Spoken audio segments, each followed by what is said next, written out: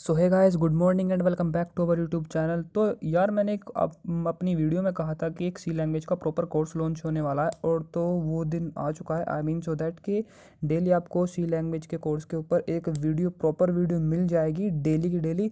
तो आज की इस वीडियो की बात करने वाले हैं सी लैंग्वेज इंट्रोडक्शन के बारे में। तो सबसे पहले यार जानते हैं कि ये प्रोग्रामिंग लैंग्वेज आखिर होती क्या है। देखो, अगर आज की डेट में बात करें तो कम से कम हज़ारों से भी ज़्यादा प्रोग्रामिंग लैंग्वेज बन चुकी है। अब मेन पॉइंट ये आता है कि प्रोग्रामिंग लैंग्वेज आखिर है क्या। तो अब समझो, अब मान लो कि आपको अपने जो आपके मन में विचार हैं वो आपको अपने कंप्यूटर तक पहुंचाने हैं। तो किस तरह से पहुंचाओगे? लेट सपोज आपको एक व्यक्ति जो दूसरे व्यक्ति से बात कर रहा है उस वो मतलब अपने इशारों से समझाएगा या फिर लैंग्वेज के थ्रू समझाएगा। तो उसको एक मीडियम की ज़रूरत पड़ती है, उसको बोलते हैं लैंग्वेज। या उस कोई फ़र्क नहीं पड़ता या हिंदी हो या इंग्लिश हो या तमिल हो। तो ठीक इसी तरह से जब हम अपने विचार कंप्यूटर को पहुंचाते हैं, कंप्यूटर से बात करते हैं, तो हमें प्रोग्रामिंग की ज़रूरत पड़ती है, एक लैंग्वेज की ज़रूरत पड़ती है। और प्रोग्रामिंग होती है एक सेट ऑफ इंस्ट्रक्शन। ये नहीं है कि उल्टा सीधा कुछ भी बोल दिया बस। मतलब कोई कोड होता है तो तरीके से लिखा जाता है, सेट ऑफ इंस्ट्रक्शन, ग्रामेटिकली सब कुछ वहाँ पे चेक होता है। और उस कोड को कन्वर्ट करता है कंपाइलर 0 और 1 की फॉर्म में। आई मीन सो दैट एक मशीन लैंग्वेज के कोड में। यार वैसे तो हर लैंग्वेज के अपने अपने रूल होते हैं। जैसे हिंदी में होती है संज्ञा, नाउन, इंग्लिश में इनको नाउन बोलते हैं, हिंदी में संज्ञा बोलते हैं। ऐसी जो हर लैंग्वेज है, हर प्रोग्रामिंग लैंग्वेज है, इनके भी अपने अपने रूल होते हैं, इनके भी अपने अपने सिंटैक्स होते हैं। तो अगर वो सिंटैक्स सही नहीं है तो कंपाइलर ही तो होता है वो बताने के लिए कि आपका सिंटैक्स सही नहीं है, कंप्यूटर आपसे बात नहीं कर पाएगा। अगर मान लो चलो आपका सिंटैक्स सही है, कंपाइलर ने उसके मशीन कोड में कन्वर्ट कर दिया, फिर उसको कंप्यूटर जाके समझ पाएगा कि हाँ आपका ये विचार है, आप कंप्यूटर से ये चीज़ कहना चाहते हो। तब जा करके फिर कंप्यूटर वहाँ से रिप्लाई आता है आपके लिखे हुए कोड के अनुसार। यानी कि जैसे मान लो आपने लिखा a+b, अब a की वैल्यू आपने दी 2 और b की वैल्यू आपने दी 3। तो वो कंपाइलर उस कोड को, जो मतलब कोड लिखना पड़ता है प्रॉपर, उसको कन्वर्ट कर देगा मशीन कोड में, मशीन 0 और 1 की फॉर्म में। फिर उसको कंप्यूटर समझ पाएगा, तब जाके वो रिप्लाई देगा कि हाँ ये बंदा 3 और 2 को प्लस करवाना चाहता है, और आपको वो आउटपुट दिखा देगा 5। तो इस तरह से यार ये प्रोग्रामिंग लैंग्वेज काम करती है। अब देखते हैं कि हिस्ट्री ऑफ प्रोग्रामिंग की हिस्ट्री क्या है। ये प्रोग्रामिंग शब्द आखिर हमारी दुनिया में आया कहाँ से? तो चलो देखते हैं।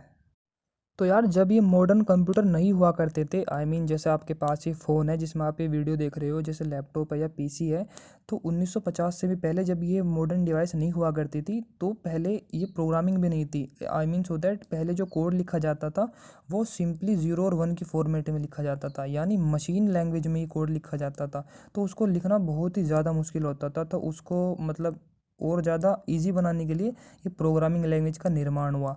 और प्रोग्रामिंग लैंग्वेज बनाई किसके लिए गई थी? सबसे पहला इलेक्ट्रॉनिक कंप्यूटर था मार्क 1, 1952 में आया था, उसके लिए प्रोग्रामिंग बनाई गई थी।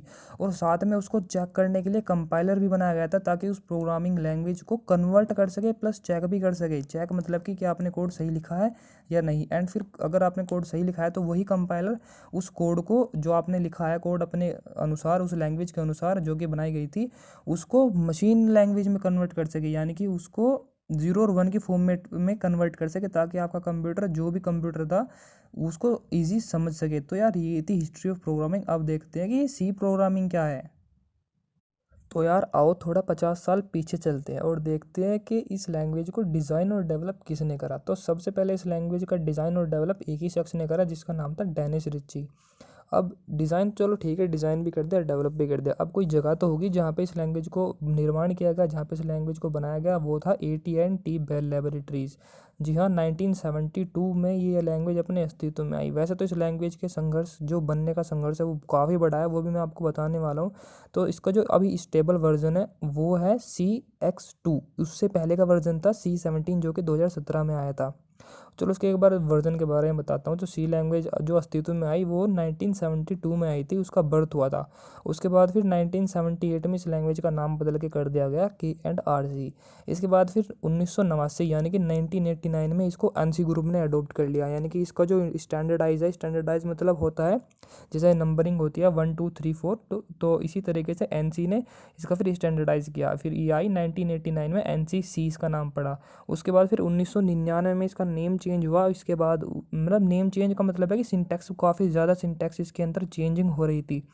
इसके बाद फिर आया C99 इसका वर्जन। उसके बाद फिर 2011 में आया C11। इसके बाद 2017 में C17। अब जो इसका वर्जन चल रहा है इसको बोलते हैं C2X। इसका मतलब ये वर्जन आया था पिछले साल 2021 में।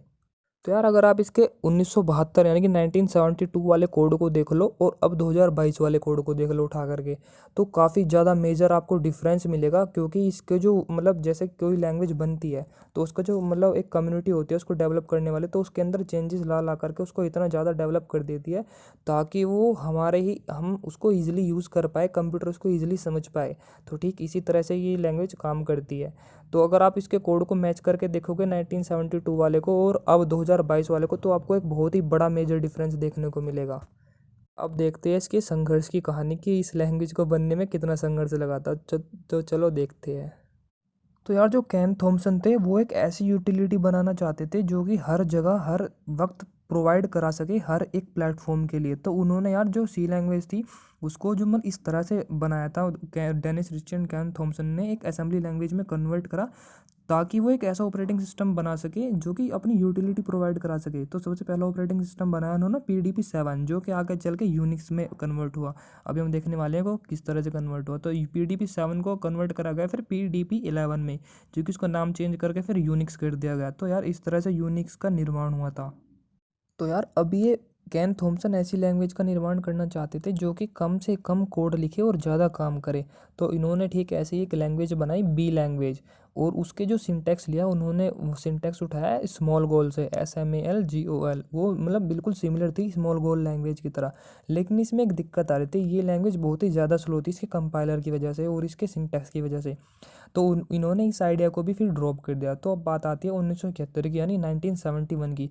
इन्होंने ठान ली कि इस लैंग्वेज को इम्प्रूव करके ही छोड़ूंगा। तो इन्होंने फिर यूनिक्स कर्नल प्लेटफॉर्म की तरफ देखा और वहाँ पे इस लैंग्वेज को इम्प्रूव करना स्टार्ट कर दिया। तो देखते देखते पूरा एक साल बीत गया।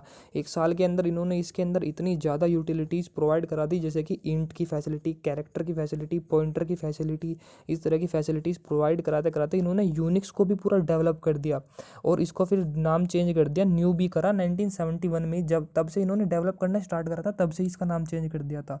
फिर 1972 में इन्होंने इसका फुल्ली नाम चेंज कर दिया जब इन्होंने सारी यूटिलिटी इसके अंदर प्रोवाइड करा दी जो कि इनके हाथ में थी, जो कि उस वक्त पॉसिबिलिटी थी चेंज करने की। और इन्होंने फिर इसका नाम चेंज करके करा सी लैंग्वेज। तो इस तरह से सी लैंग्वेज अस्तित्व में आई 1972 में। और सी लैंग्वेज को आज भी यूज़ करा जाता है उसके डेवलप्ड वर्जन के द्वारा, यानी कि उसका जो कम्युनिटी है NC ग्रुप उसको मैनेज करती है। और उसका जो अभी मैंने बताया था उसका लेटेस्ट वर्जन है C2X, जो कि आया था 2021 में। तो यार अब देखते हैं कि हम सी लैंग्वेज के अंदर एक हेलो वर्ल्ड अपनी स्क्रीन पर कैसे प्रिंट करा सकते हैं। और ये हेलो वर्ल्ड प्रिंट कराना यानी कि है क्या चीज़ जो हम लिखते हैं, ये एक स्ट्रिंग है। तो इसको हम आने वाली वीडियोज़ में समझेंगे कि ये प्रोग्राम काम किस तरह से कर रहा है। तो आपकी स्क्रीन पर दिख सकता है कि ये है एक सी प्रोग्राम। तो इसको यार अभी आपको ज़्यादा समझने की कोई ज़रूरत नहीं है। आपकी ये अगर समझने की कोशिश करोगे तो शायद मुश्किल ही समझ में आएगा। इसको मैं नेक्स्ट वीडियो में पूरा कंप्लीट समझाने वाला हूँ कि ये है क्या चीज़ और ये काम किस तरह से करता है। तो बस अब आपको मतलब एक बार इसको देख लो कि ये है अब मॉडर्न लेटेस्ट जो अब का है 2022 का। ये इस तरह से लिखा जाता है एक हेलो वर्ल्ड को स्क्रीन पर प्रिंट कराने से और कंपाइल तक।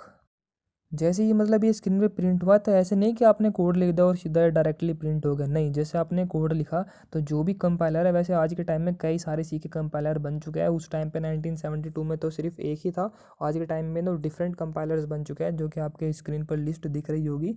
तो इनमें से कोई सा भी हम यूज़ कर सकते हैं। वैसे हम यूज़ करने वाले हैं VS कोड। अगर आपने VS कोड इंस्टॉल नहीं किया तो नेक्स्ट वीडियो आपको VS कोड के ऊपर ही दिख जाएगी इंस्टॉल करने के, उसको किस तरह से इंस्टॉल करते हैं और कंपाइलर को किस तरह से सेट करते हैं VS कोड के अंदर।